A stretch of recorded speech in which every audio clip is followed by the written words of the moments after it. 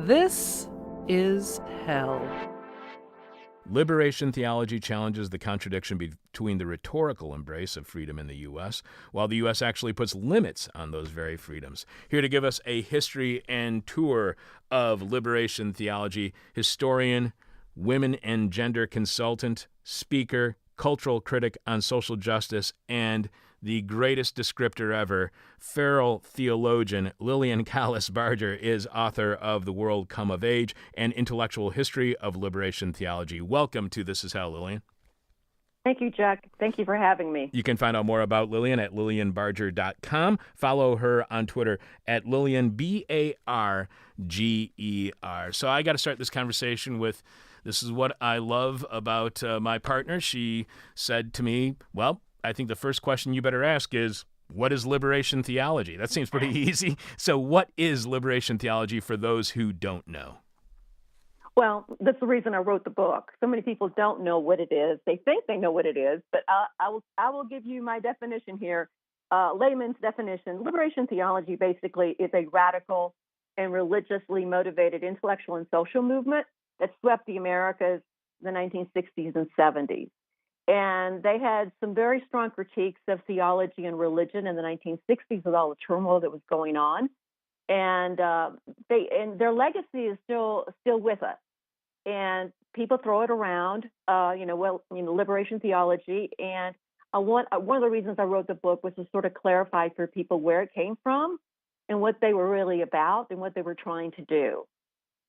Our first guest today was Mark Weisbrod, co-director of the Center for Economic and Policy Research, and he has a new article out, and we're going to be doing a series on all of the countries that experienced the pink tide in Latin America and how that pink tide has been rolled back. We're going to be doing different shows that are based on each one of those countries. How much do you think the legacy of liberation theology in Latin America was this rise of more socialist-leaning governments throughout Latin America in the earlier part of this century? Well, I think I have to go back to the United States intervention in Latin America that really sort of instigated it. And the United States was very instrumental in setting up dictatorships and suppressing dissent in Latin America.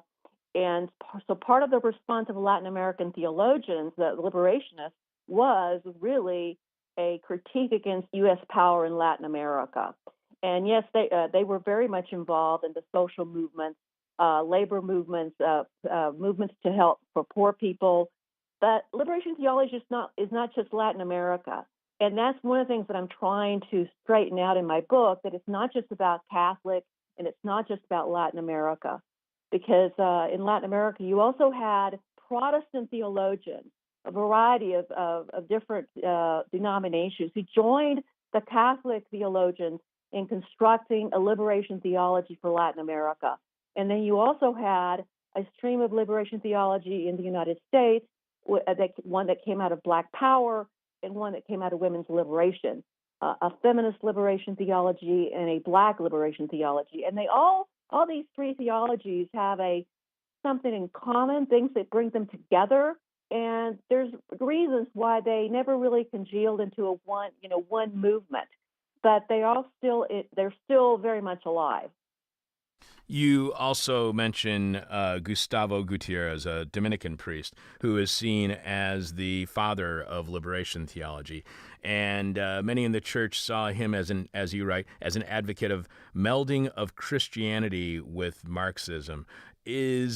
But isn't Marxism anti-religion? Is what the church had a problem with when it comes to liberation theology, whether it's the Catholic Church or either higher ups within the Protestant Church?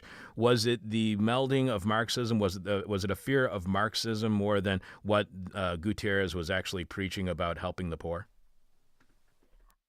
Yeah, it's complicated. Gutierrez, along with his peers in Latin America, did use Marxist analysis. I think there were degrees of commitment to Marxism. I do not believe that Gutierrez is or was a Marxist, but he thought that Marx had actually had some good analysis of the situation, the economic situation for people. And he used that analysis, and because he used Marxist analysis, he was labeled as a Marxist. And this, and another thing they did was the liberationists were very willing to work with Marxist groups. If it was to help poor people, they were on that team.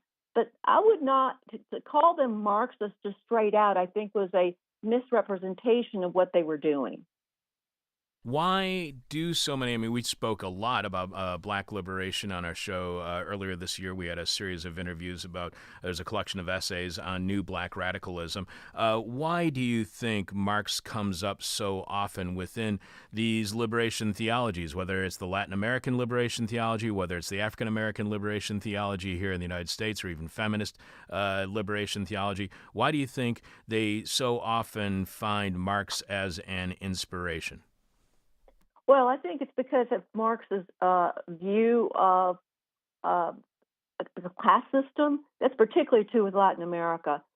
James Cone, who recently died back in April 28th, he he was late to coming into to really using Marxist analysis because and also a feminist Rosemary Radford Ruther.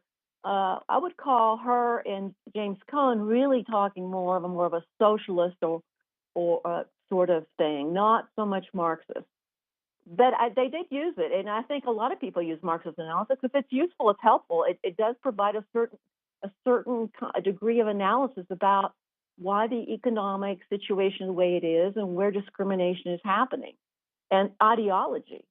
And one of the things all these liberationists were saying was that theology was always political, and that it served as a prop for the political system, that it served as a prop for the economic system. And they were saying theology has to be recreated so it doesn't provide legitimation for these oppressive systems. So, what do critics of any of the liberation theologies, whether the liberation theologies that are related to women or African Americans or to Latin America, what do they miss in their understanding of liberation when they dismiss any of these liberation theologies or any of these fights for liberation simply because they use Marx as a touchstone and then dismiss them as Marxist or communist or socialist in some way?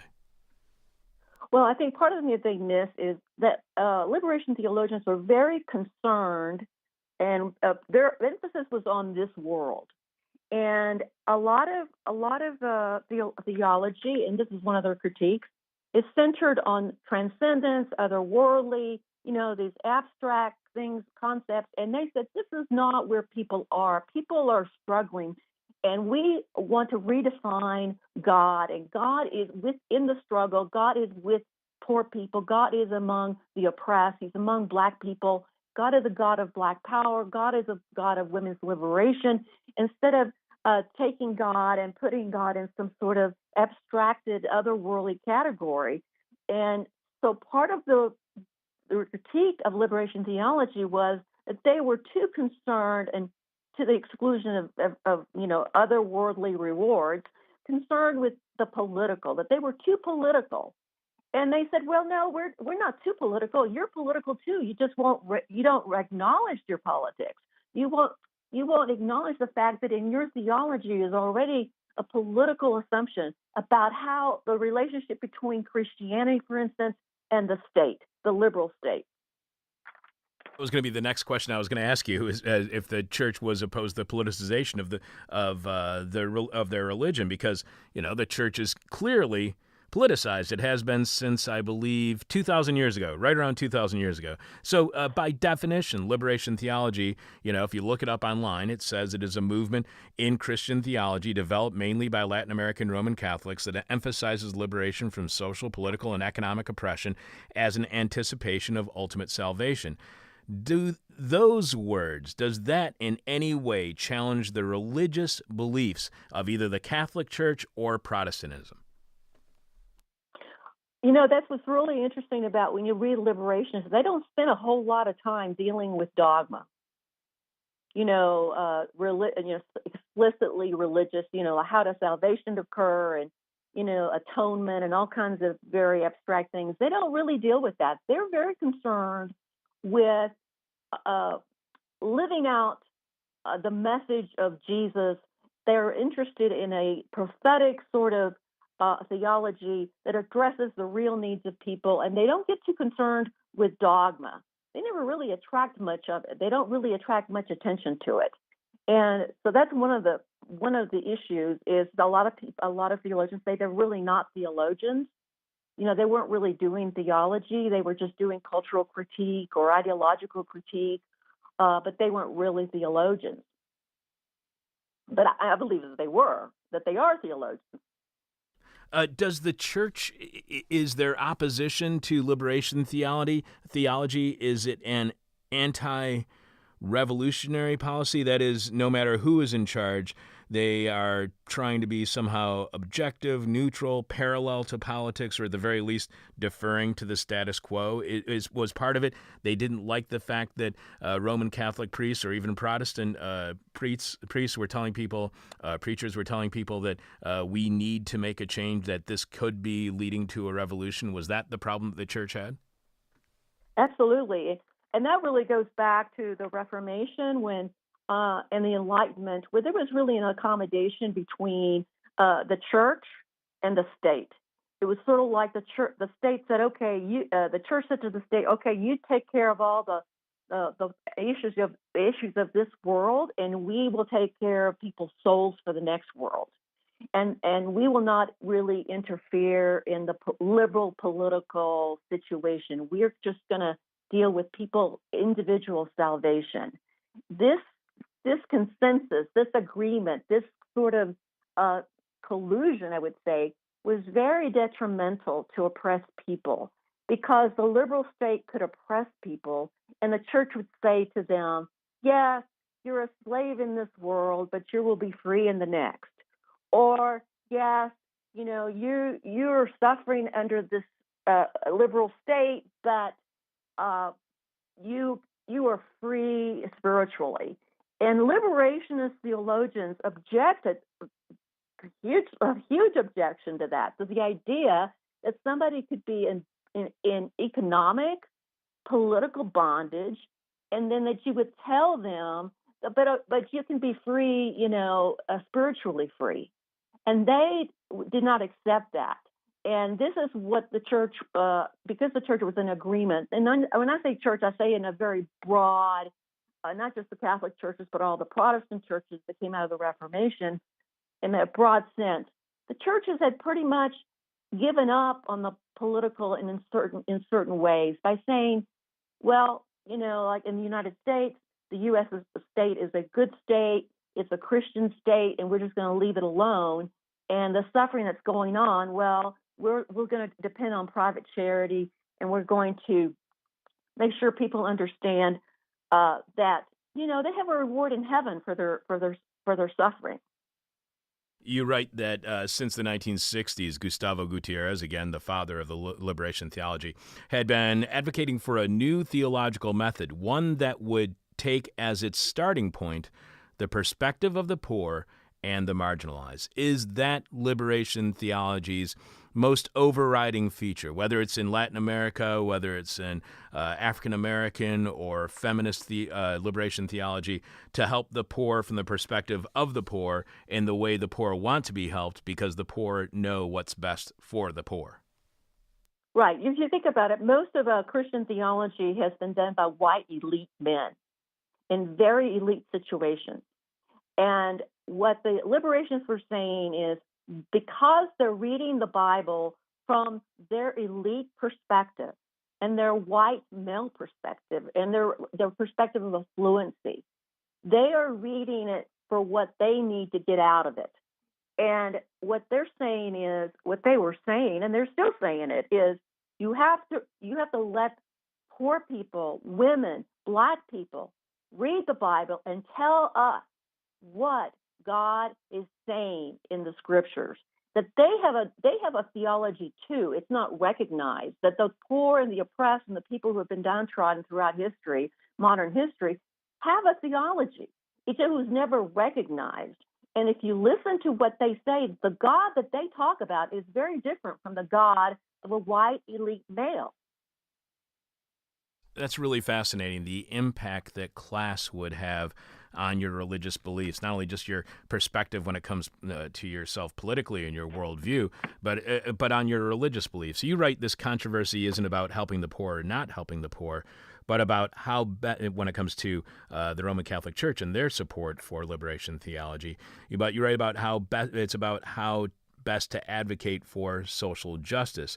As Archbishop of Buenos Aires, the Pope, when he was the Archbishop of Buenos Aires, the future Pope had worked tirelessly for the poor while rejecting liberation theology. So how does Pope Francis's idea of social justice differ from the idea of social justice within liberation theology? Because I'm wondering if the view of social justice by the Church in liberation theology is a lot more similar than it is different.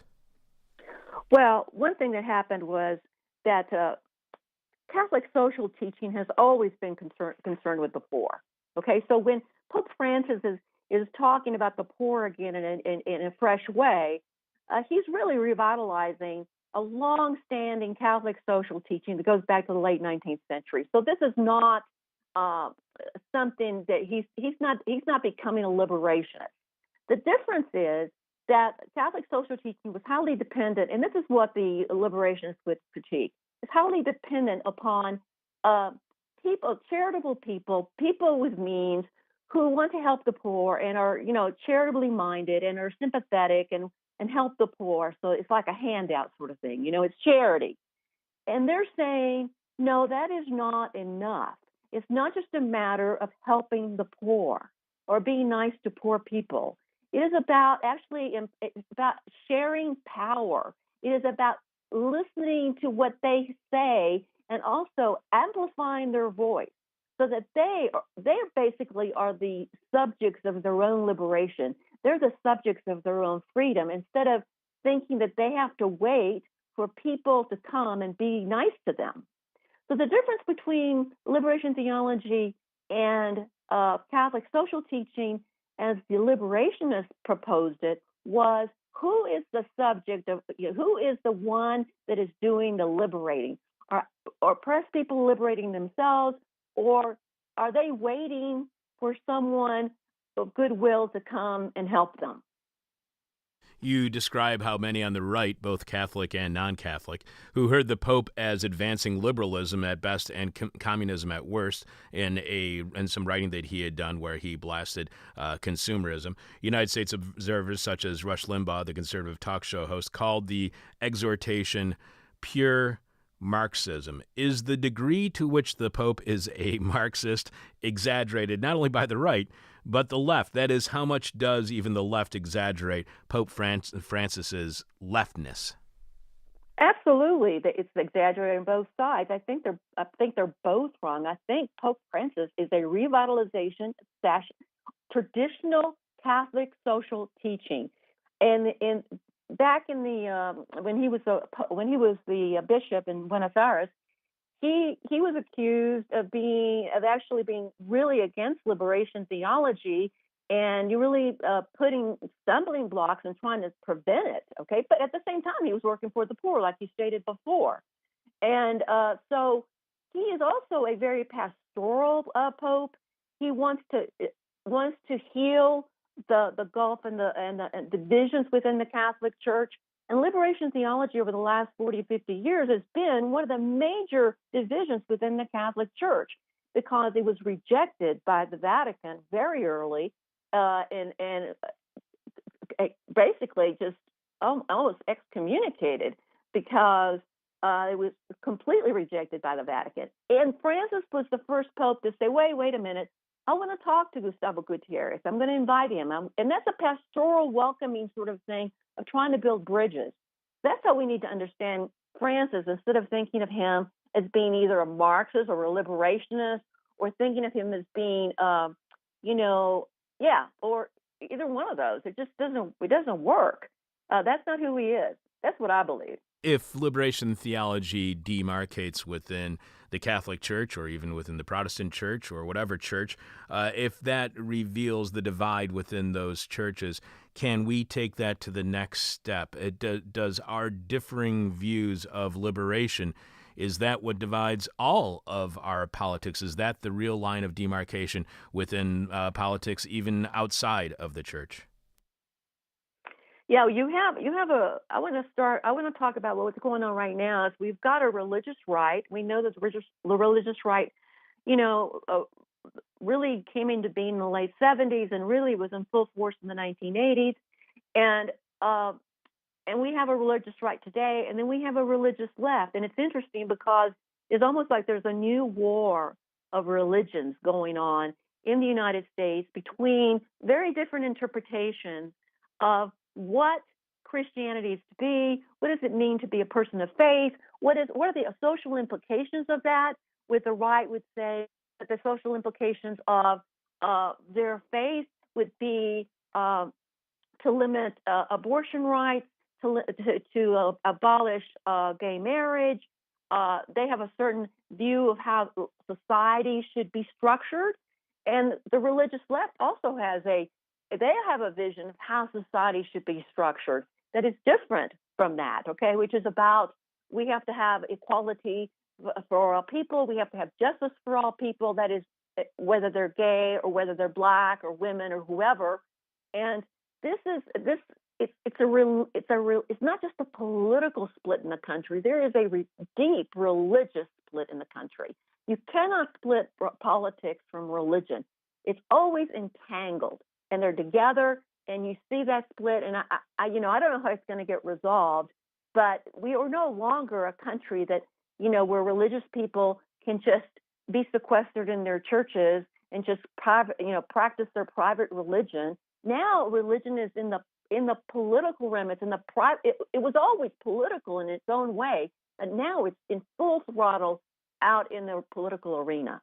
If liberation theology then got rid of that sense that politics and religion should be parallel, how much did liberation theology, whether it intended to or not, create the environment, create the kind of thinking, blur those lines that led to things like, let's say in the 1980s, the moral majority? Oh, it's definitely there. What happened? The moral majority and the religious right had some intellectual thinkers and some theologians behind them, like Carl Henry, who really changed their position of how they believed that their people, their evangelical or fundamentalist groups, were to relate to the political. They basically believed the United States was a good nation, a liberal nation. It was fine, leave it alone. It was founded on Christian principles, and all we need to do is go out and save individual souls for eternal salvation. Their primary mission was the salvation of souls for the next life. That was their primary mission. And they did believe, yes, you do good things, you help poor people, but they didn't believe in social justice in terms of the state establishing a social justice reform. Okay, this is not what they believed. But they changed their view about politics from going to, we're going to just stay in our churches and try to save people, so we'll change hearts, we can change the nation. They changed from that to, well, no, we need to go into the public sphere and advocate for a social vision. And that was a deep change in evangelical theology that hasn't yet really been explored. I just barely touch on it in my book. But I think it was a theological change. It wasn't just a political change. They had to change how they saw themselves as believers, as people of faith in relationship to the political. And they were also responding to the same things that liberations were responding to. The Christian right was very afraid of Black power and what was going on with radicalization of women. They were afraid of feminism, and those were theologies were also emerging in those areas. And they're saying we've got to get in there, and we have got to advocate for our social vision. And before they didn't really have one, but all of a sudden abortion got on their agenda. All of a sudden, marriage and family and all kinds of things got on the agenda that they never had before. And there's this weird kind of commonality. There's common ground that both the right and left wing, if you will, religious beliefs kind of are focusing on. Because you write about the prosperity gospel, and you also write about liberation theology, which seem to be the right and left wing, if you will, of religious or theological thought today. Joel Osteen's prosperity gospel of if you do well, if you live a right life, then you will be rewarded with actually more money and more earnings in this life. But those two things seem to have one common ground, and that is that they both recognize that there is growing poverty, that there is growing inequality. Are the prosperity gospel of the far right and the far left, when it comes to Christianity, if you will, are they together on the idea? Has it come to light to them that neoliberalism has led to a world of poverty and inequality, and they're just approaching it in two different ways? Well, I wouldn't say that about the prosperity gospel. I think prosperity gospel is very much wedded to neoliberalism. I think what liberation theology has in relationship to prosperity gospel is that they both emphasize this world, prosperity or in this world, okay? But they go about it a different way. The prosperity gospel is very individualistic. It's about you. If you do the right things, if you say the magic words, if you do all the right things, you will, prosper in this world. You will be rich. You'll have mansions and cars and all kinds of things like this.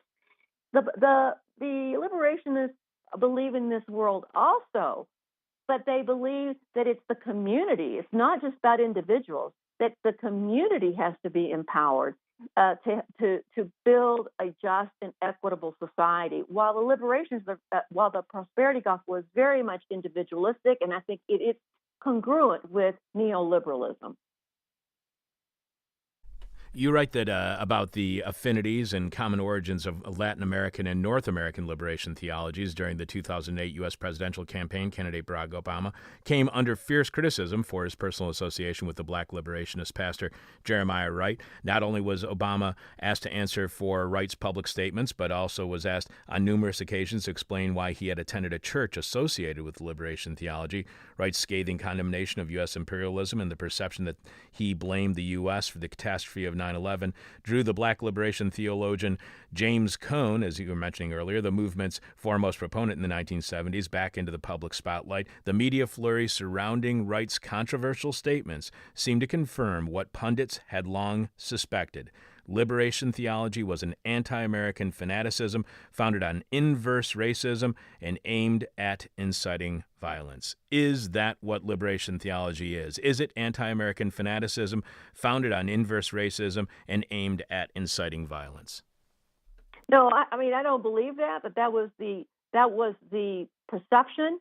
And 2008 was a very interesting year because 2008, with this controversy with Obama, really brought liberation theology back into the public's attention.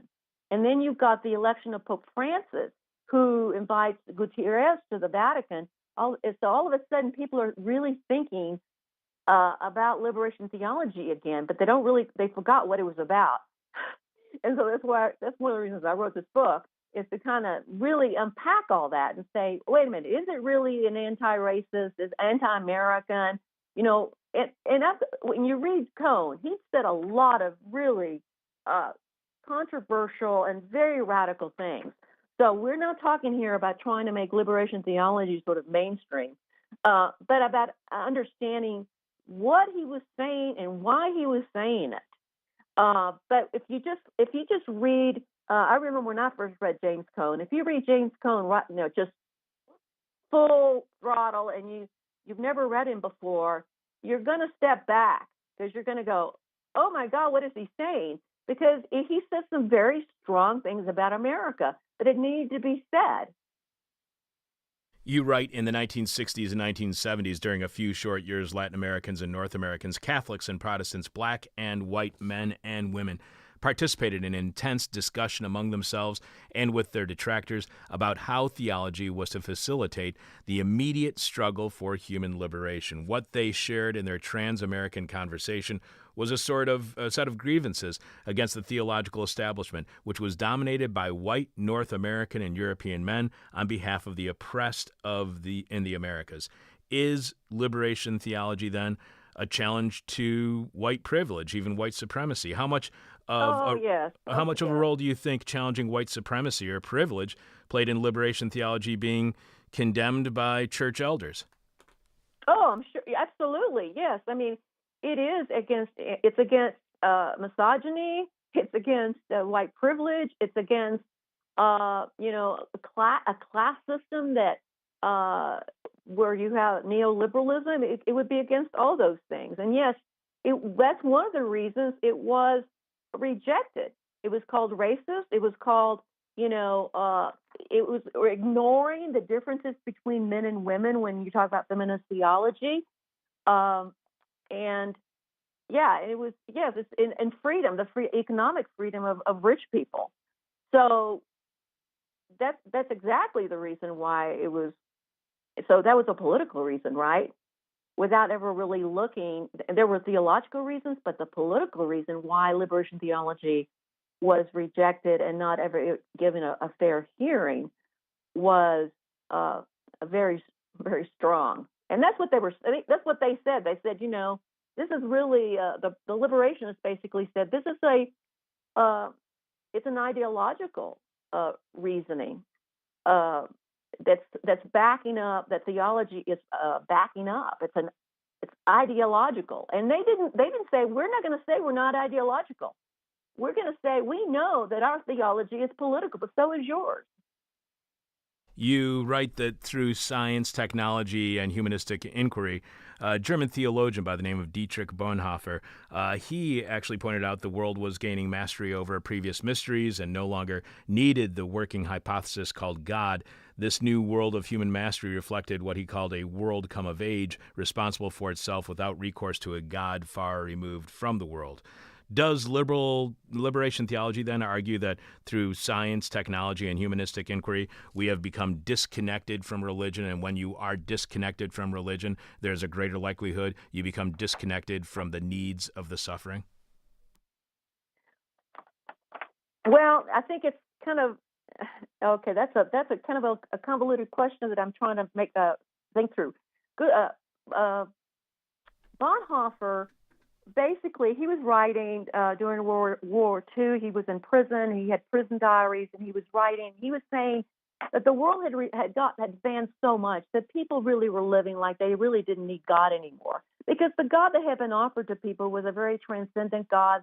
God was sort of the God of the gaps, the God that kind of offered the explanation for all the stuff we can't explain, but the more things we can explain, the less we need God, because we have science and we have humanistic inquiry and we have other social sciences explaining things for us. Why do we need God to explain what's unexplainable? So he said that what the world needed now was not a God that filled the gap, a God that was sort of like the last explanation for things that could not be explained. What we needed was a God who was going to suffer with people. We needed a God that was he said we needed a crucified God, a God who was with people in the world, and otherwise religion was irrelevant. People didn't need religion. People didn't need a God to explain the world, because we were finding out what the world was about. We needed a God that could alleviate suffering. How do we view Black, Latin American, and feminist liberation theologies differently when we view them as a whole, as one larger liberation movement? Well, yes, I try. What I try to do is show the affinities, because what's happened with these three movements is they tried to get together in 1975 in Detroit and really sort of figure out what they had in common and what they could actually collaborate with, whether there was some kind of way to create a coalition. Well, that sort of fell apart, and it fell apart because the Black theologians were saying that the most important thing on the table was race. And the Latin Americans were saying the most important thing on the table is class. And the women were saying, no, it's gender and sex. And so because each of them had a very, like, their most important thing that they were advocating for, they could never really get together and form a cohesive coalition. And what could have been a very unified movement really fractured and fragmented, and kind of each of those theologies kind of went their own way. And I'm trying to say, let's bring, let's look at all these theologies and how can we try to bring them back together, and how do we overcome this division of, okay, what's important to me is race or class or gender, and realize it's about oppression generally. That people are oppressed in multiple ways. That it's an intersectionality of oppression. It's not, you're never just oppressed for one thing. It's always multiple things. So if you're a black woman, it's not only just that you're a woman, but you're black. So that if you're a poor black woman, you've got three things there going on. So that's what's happened is the intellectual movement really splintered, and I think part of it is also the result of the fact that our coalition politics in the United States have not worked very effectively at bringing a lot of different groups together. It's very difficult to bring people with different interests, people who hold different things as the most important thing, together to collaborate and cooperate together to build something that helps everybody. We were mentioning earlier how liberation theology ended the separation, the parallel nature of religion and politics. Another really important part of your book is, as you write, the deep contradiction between freedom and oppression within the history of the Americas led to the emergence of liberation theology. Why do you think we don't see? Why do we ignore that contradiction here in the United States? Why, when it is so blatant to the people who support liberation theology, why isn't it more obvious to the general public? Why do we ignore that contradiction? Well, I mean, there's an assumption that the United States is based on freedom, and the freedom is and equality is based on the individual. And so the reasoning sort of runs like this: okay, this is a free country. If you want to improve your lot, you just go out there and pull yourself up by your bootstraps, and you work hard, and anything is possible in this country. We have this ideology that the individual by themselves should be able to improve their lot in life, and the whole ethos of America is about this is a free nation of individuals with opportunity. The problem is that that's just not the way the world works. People are embedded in social culture, in social structures. People are embedded in families and institutions, in workplaces. And it's not just about the individual, it is about the community. And the United States does not have a community vision. It is a vision of individual making their way in the world. And until we realize, it makes you blind to oppression, because you just figure, well, if the person's poor, it's because they just didn't work hard enough, or there's a myth, a delusional myth, an ideology that runs very deep in American history and American politics. So collectivization versus individualism. You also write that from 1980 to the early decades of the new millennium, Black and feminist theology produced a second and third generation of politically committed theologians and extended the reach of their ideas by applying their theological method to new situations. And you even point out that has had a resurgence with the Black Lives Matter movement. But to what extent does liberation theology, and has liberation theology, I mean, going back to 1980, going back to the beginning of neoliberalism, which you can see the very beginning of it during the Carter administration, but then it getting full throat and when it gets to the Reagan administration, to what degree has liberation theology always provided the alternative to neoliberalism since it began with Reaganism? To what degree is it, they've always said there is no alternative. To what degree has liberation theology always been providing that alternative from the outset?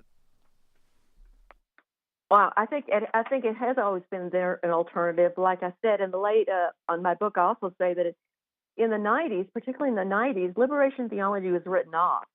A lot of people, because there was so much prosperity in the 90s, people thought, oh, we don't need that. Hey, if we go with Reagan, if we grow the economy and trickle down economics and all that, we don't. What do we need? We don't need to worry about the poor. It's going to solve itself. And so that's one thing. Um, the the movement, uh, because of liberation theology, is because it's an intellectual and religious movement. It's not just that; it's also a political movement. With the decline of radicalism in America in the late 20th century, along with that came this sort of decline of liberation theology. It was still there. It was being exported, basically. It was going all over the world. So then you end up having, South African liberation theology. You have Palestinian liberation theology. You have liberation theology in India and Korea. It got exported from the Americas. We were the originators of this theology that got exported. It also here spread with gay liberation theology, animal liberation theology. There's been a huge number of different groups, sexual minorities, for instance, uh, Chicano and other groups who have taken up liberation theology. So in those years where it seemed like it was retreating, it was actually spreading and growing underground. And then when we get into this century, and you've got the Obama situation with Jeremiah Wright, and then you have Pope Francis, and now we have on top of that we've got Donald Trump in the White House, which makes people very alarmed. People on the left or progressives are who very alarmed about inequality and how it's growing exponentially. Liberation theology is now, I think, experiencing a resurgence, and I think it's an amazing tool to revitalize social movements. If you look at the history of social movements in the United States, social movements, every one of them, have had from back to the 19th century with abolition and women's movement and civil rights. They were always undergirded by strong, uh, uh, radical religious uh, theology that went with it. Uh, Now, that was never the majority of the churches. Never, abolitionists were not the majority of the churches. Women's rights or civil rights, but those movements themselves always had a religious underpinning. And I think today we're not going to be successful in terms of social movement unless we revitalize theological and religious views that can undergird those movements. We have been speaking with historian, women and gender consultant, speaker, cultural critic on social justice, and the best descriptor ever, feral theologian, Lilian Calles Barger, author of The World Come of Age, An Intellectual History of Liberation. You can find out more about Lilian at lilianbarger.com. That's Barger. And follow Lilian on Twitter at Lilian at Lilian Barger. One last question for you, Lilian, as we do with all of our guests. Our final question is the question from hell, and we've been talking about religion, so why not the question from hell?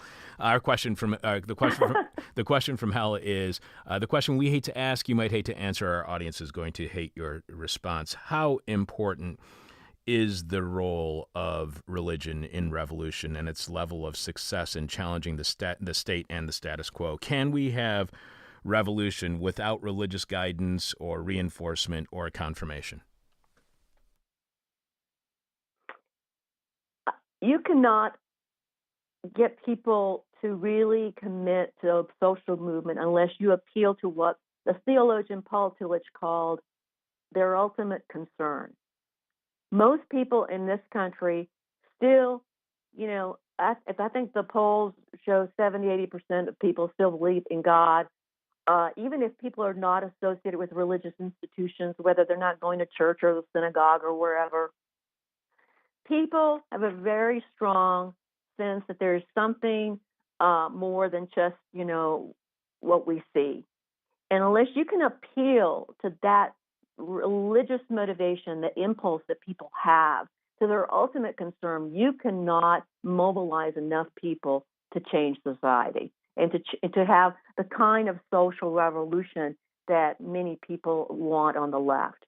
You have to be able to talk to the people who are sitting in church pews and the people who are not sitting in church pews, but still have a very strong sense of religion. And you have to find a connection. What is the connection between your social justice movement and people's religious impulse?